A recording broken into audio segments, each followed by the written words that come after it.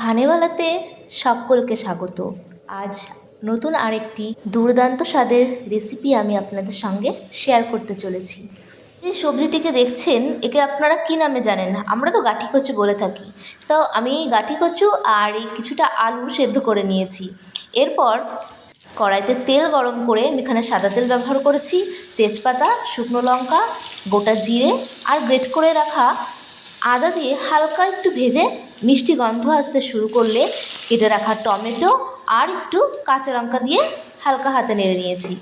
এরপর সেদ্ধ করে রাখা গাঁঠি কচু আর আলু দিয়ে কিছুক্ষণ নেড়ে পরিমাণ মতো লবণ, 1 চা চামচ জিরে গুঁড়ো, 1 চা চামচ ধনে গুঁড়ো আর একটু কাশ্মীরি লঙ্কার গুঁড়ো আর হলুদ গুঁড়ো এই ঘরোয়া মশলা কটা দিয়ে ভালোভাবে নেড়ে নিয়েছি।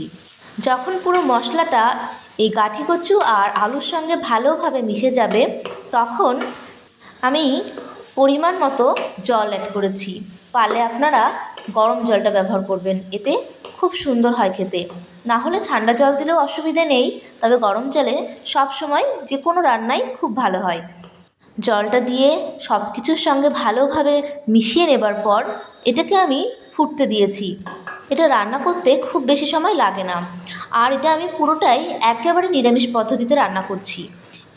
একবার এটা বাড়িতে বানিয়ে দেখুন, এত সহজে এই সবজিটা এত সুন্দরভাবে রান্না করা যায়, ভাত রুটির সাথে খেতে দুর্দান্ত লাগে। আমি এখানে কিছুটা চিনি অ্যাড করেছি, আপনারা চাইলে চিনিটাকে স্কিপ করতে পারেন, তবে নিরামিষ রান্নায় চিনি অ্যাড করলে খুব ভালো হয় খেতে।